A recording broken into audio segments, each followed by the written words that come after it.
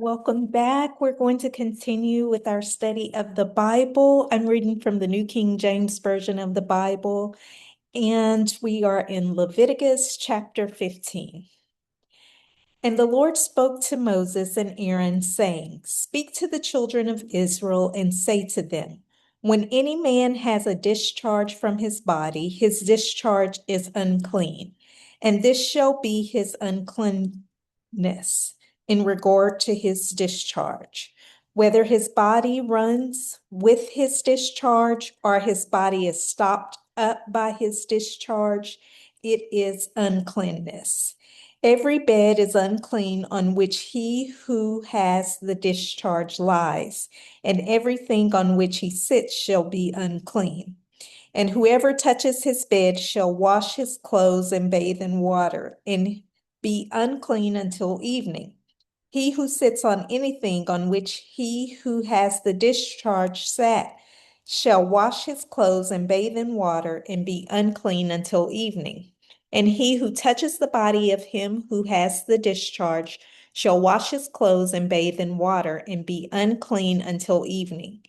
If he who has the discharge spits on him who is clean, then he shall wash his clothes and bathe in water, and be unclean until evening.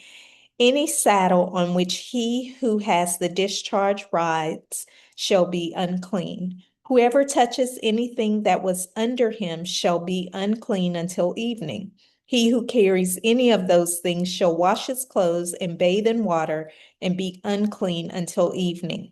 And whomever the one who has the discharge touches and has not rinsed his hands in water, he shall wash his clothes and bathe in water, and be unclean until evening.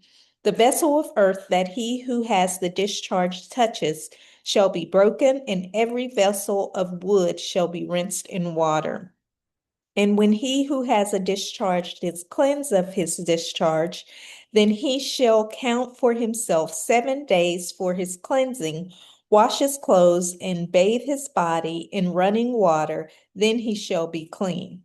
On the 8th day he shall take for himself 2 turtle doves or 2 young pigeons, and come before the Lord to the door of the tabernacle of meeting, and give them to the priest. Then the priest shall offer them, and the one as a sin offering, and the other as a burnt offering. So the priest shall make atonement for him before the Lord because of his discharge. If any man has an emission of semen, then he shall wash all his body in water, and be unclean until evening. And any garment and any leather on which there is semen, it shall be washed with water, and be unclean until evening. Also, when a woman lies with a man, and there is an emission of semen, they shall bathe in water, and be unclean until evening. If a woman has a discharge, and the discharge from her body is blood, she shall be set apart 7 days, and whoever touches her shall be unclean until evening. Everything that she lies on during her impurity shall be unclean. Also, everything that she sits on shall be unclean. Whoever touches her bed shall wash his clothes and bathe in water, and be unclean until evening. And whoever touches anything that she sat on shall wash his clothes and bathe in water, and be unclean until evening. If anything is on her bed or anything on which she sits, when he touches it, he shall be unclean until evening. And if any man lies with her at all, so that her impurity is on him, he shall be unclean 7 days, and every bed on which he lies shall be unclean. If a woman has a discharge of blood for many days, other than at the time of her customary impurity, or if it runs beyond her usual time of impurity, all the days of her unclean discharge shall be as the days of her customary impurity.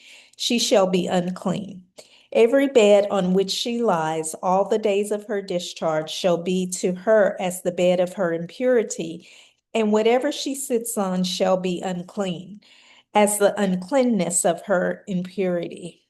Whoever touches those things shall be unclean. He shall wash his clothes and bathe in water, and be unclean until evening. But if she is cleansed of her discharge, then she shall count for herself 7 days, and after that she shall be clean.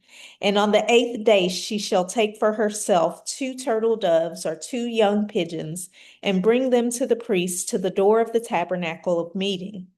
Then the priest shall offer the one as a sin offering and the other as a burnt offering, and the priest shall make atonement for her before the Lord for the discharge of her uncleanness. Thus you shall separate the children of Israel from their uncleanness, lest they die in their uncleanness when they defile my tabernacle that is among them.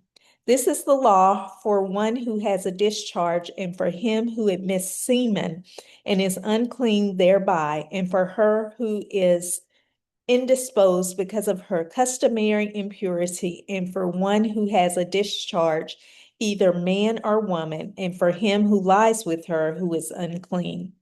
So in this chapter, we see another law concerning bodily functions, bodily discharge, whether it be snot, whether it be semen, whether it be blood, and the ritual that they had to go through in order to be clean, and in some instances, had to make an offering with the priest. So let's read on to chapter 16. Now the Lord spoke to Moses after the death of the 2 sons of Aaron, when they offered profane fire before the Lord and died. And the Lord said to Moses, "Tell Aaron your brother not to come at just any time into the holy place inside the veil before the mercy seat, which is on the ark, lest he die, for I will appear in the cloud above the mercy seat. Thus Aaron shall come into the holy place with the blood of a young bull as a sin offering, and of a ram as a burnt offering. He shall put the holy linen tunic and the linen trousers on his body. He shall be girded with a linen sash, and with the linen turban he shall be attired. These are holy garments. Therefore he shall wash his body in water and put them on. And he shall take from the congregation of the children of Israel 2 kids of the goats as a sin offering, and 1 ram as a burnt offering. Aaron shall offer the bull as a sin offering, which is for himself, and make atonement for himself and for his house. He shall take the 2 goats and present them before the Lord at the door of the tabernacle of meeting. Then Aaron shall cast lots for the 2 goats, 1 lot for the Lord and the other lot for the scapegoat. And Aaron shall bring the goat on which the Lord's lot fell and offer it as a sin offering. But the goat on which the lot fell to be the scapegoat shall be presented alive before the Lord to make atonement upon it, and to let it go as the scapegoat into the wilderness. And Aaron shall bring the bull of the sin offering, which is for himself, and make atonement for himself and for his house, and shall kill the bull as the sin offering, which is for himself. Then he shall take a censer full of burning coals of fire from the altar before the Lord, with his hands full of sweet incense, beaten fine, and bring it inside the veil. And he shall put the incense on the fire before the Lord, that the cloud of incense may cover the mercy seat that is on the testimony, lest he die. He shall take some of the blood of the bull and sprinkle it with his finger on the mercy seat of the east side, and before the mercy seat he shall sprinkle some of the blood with his finger 7 times. Then he shall kill the goat of the sin offering, which is for the people, bring its blood inside the veil, do with that blood as he did with the blood of the bull, and sprinkle it on the mercy seat and before the mercy seat. So he shall make atonement for the holy place because of the uncleanness of the children of Israel, and because of their transgressions, for all their sins. And so he shall do for the tabernacle of meeting, which remains among them in the midst of their uncleanness.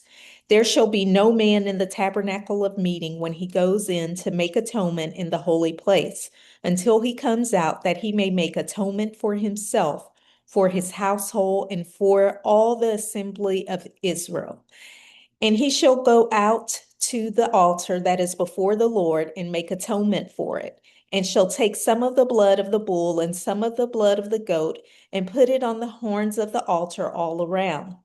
Then he shall sprinkle some of the blood on it with his finger 7 times, cleanse it, and consecrate it from the uncleanness of the children of Israel. And when he has made an end of the atoning for the holy place, the tabernacle of meeting, and the altar, he shall bring the live goat. Aaron shall lay both his hands on the head of the live goat, confess over it all the iniquities of the children of Israel and all their transgressions according to all their sins, putting them on the head of the goat, and shall send it away into the wilderness by the hand of a suitable man. The goat shall bear on itself all their iniquities to an uninhabited land, and he shall release the goat into the wilderness.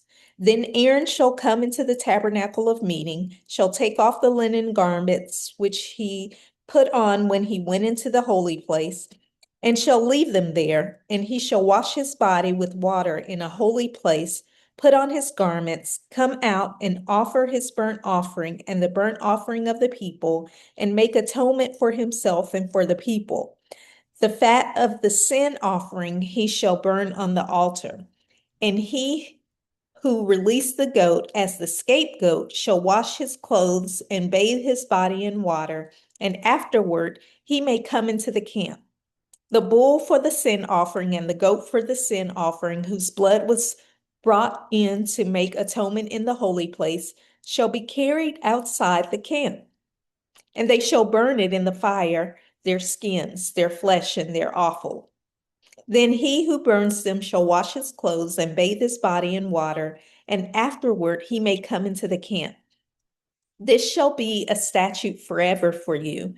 In the 7th month, on the 10th day of the month, you shall afflict your souls and do not work at all, whether a native of your own country or a stranger who dwells among you. For on that day the priest shall make atonement for you to cleanse you, that you may be clean from all your sins before the Lord. It is a Sabbath of solemn rest for you, and you shall afflict your souls. It is a statute forever. And the priest who is anointed and consecrated to minister as a priest in his father's place shall make atonement and put on the linen clothes, the holy garments. Then he shall make atonement for the holy sanctuary, and he shall make atonement for the tabernacle of meeting and for the altar, and he shall make atonement for the priest and for all the people of the assembly. This shall be an everlasting statute for you to make atonement for the children of Israel for all their sins once a year. And he did as the Lord commanded Moses. And so you see in this chapter that Aaron had an obligation to the Lord to be the priest of the people. So he had to atone for himself, for his family, for the children of Israel. And he had to follow the ritual exactly as the Lord had commanded so that he could continue to live. We see also in this chapter that his 2 sons died because they offered strange fire to the Lord. In other words, they offered an imperfect sacrifice to the Lord. They did not stick to the ritual that the Lord had already put in place for them to do. So let's read on to chapter 17. And the Lord spoke to Moses, saying, Speak to Aaron, to his sons, and to all the children of Israel, and say to them, This is the thing which the Lord has commanded, saying, Whatever man of the house of Israel who kills an ox or lamb or goat in the camp, or who kills it outside the camp, and does not bring it to the door of the tabernacle of meeting to offer an offering to the Lord before the tabernacle of the Lord, the guilt of bloodshed shall be imputed to that man.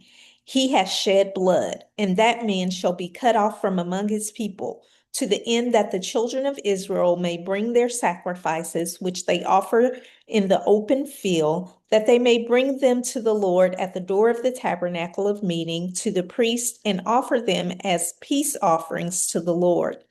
And the priest shall sprinkle the blood on the altar of the Lord at the door of the tabernacle of meeting, and burn the fat for a sweet aroma to the Lord.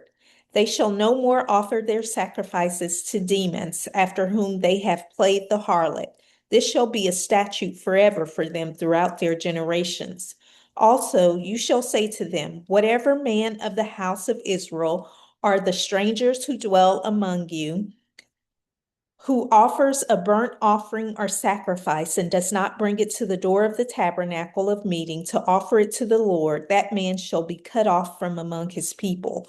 And whatever man of the house of Israel or of the strangers who dwell among you who eats any blood, I will set my face against the person who eats blood and will cut him off from among his people.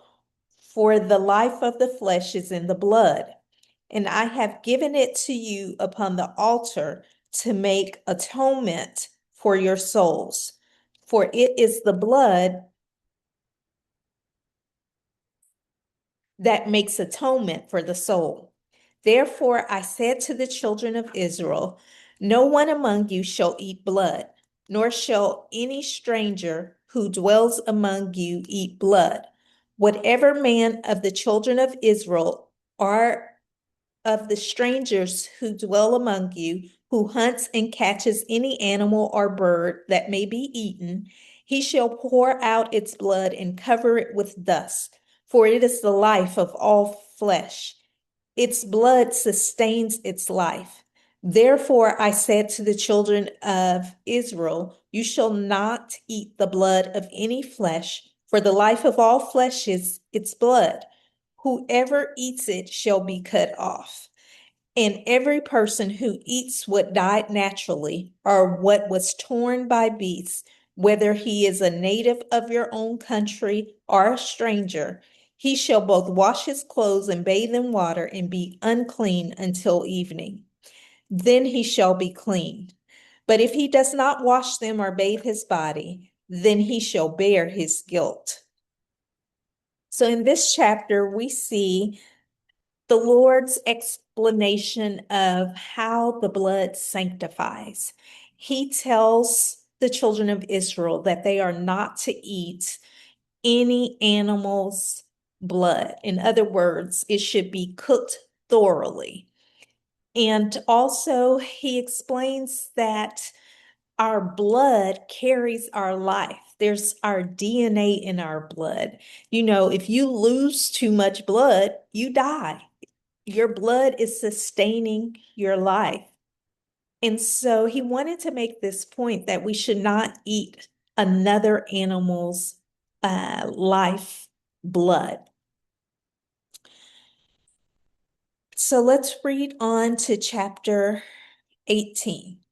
Then the Lord spoke to Moses, saying, speak to the children of Israel and say to them, I am the Lord your God. According to the doings of the land of Egypt, where you dwell, you shall not do, and according to the doings of the land of Canaan, where I'm bringing you, you shall not do, nor shall you walk in their ordinances. You shall observe my judgments and keep my ordinances to walk in them. I am the Lord your God. You shall therefore keep my statutes and my judgment, which if a man does, he shall live by them. I am the Lord. None of you shall approach anyone who is near of kin to him to uncover his nakedness. I am the Lord. The nakedness of your father or the nakedness of your mother you shall not uncover. She is your mother. You shall not uncover her nakedness. The nakedness of your father's wife you shall not uncover. It is your father's nakedness. The nakedness of your sister, the daughter of your father, or the daughter of your mother, whether born at home or elsewhere, their nakedness you shall not uncover. The nakedness of your son's daughter or your daughter's daughter, their nakedness you shall not uncover, for theirs is your own nakedness. The nakedness of your father's wife's daughter, begotten of your father, she is your sister. You shall not uncover her nakedness. You shall not uncover the nakedness of your father's sister. She is near of kin to your father. You shall not uncover the nakedness of your mother's sister, for she is near of kin to your mother. You shall not uncover the nakedness of your father's brother. You shall not approach his wife. She is your aunt. You shall not uncover the nakedness of your daughter-in-law. She is your son's wife. You shall not uncover her nakedness. You shall not uncover the nakedness of your brother's wife. It is your brother's nakedness. You shall not uncover the nakedness of a woman and her daughter, nor shall you take her son's daughter or her daughter's daughter to uncover her nakedness. They are near kin to her. It is wickedness. Nor shall you take a woman as a rival to her sister to uncover her nakedness while the other is alive. Also, you shall not approach a woman to uncover her nakedness as long as she is in her customary impurity. Moreover, you shall not lie carnally with your neighbor's wife to defile yourself with her. And you shall not let any of your descendants pass through the fire to Molech, nor shall you profane the name of your God. I am the Lord. You shall not lie with a male as with a woman. It is an abomination. Nor shall you mate with any animal to defile yourself with it. Nor shall any woman stand before an animal to mate with it. It is perversion. Do not defile yourself with any of these things, for by all these the nations are defiled, which I am casting out before you. For the land is defiled, therefore I visit the punishment of its iniquity upon it, and the land vomits out its inhabitants. You shall therefore keep my statutes and my judgments, and shall not commit any of these abominations, either any of your own nation or any stranger who dwells among you. For all these abominations the men of the land have done, who were before you, and thus the land is defiled. Lest the land vomit you out also when you defile it, as it is vomited out the nations that were before you. For whomever commits any of these abominations, the person who commits them shall be cut off from among their people. Therefore, you shall keep my ordinance so that you do not commit any of these abominable customs which were committed before you, and that you do not defile yourselves by them. I am the Lord your God. In this chapter, we see the Lord explaining sexual immorality. He starts by saying, I'm bringing you into this land that was inhabited by immoral people. And he tells them, don't forget that I'm your God. Don't pick up their gods, but remember that I am the Lord your God. And then he gives them instructions about who they can and cannot mate with. And he makes it explicit, not your daughter, not your aunt, not your neighbor, that you are to mate only with those people that are yours and not kin to you. So we've completed our 5 pages for today. I hope that you have increased your understanding of the word and are beginning to wrap your head around why the law was made.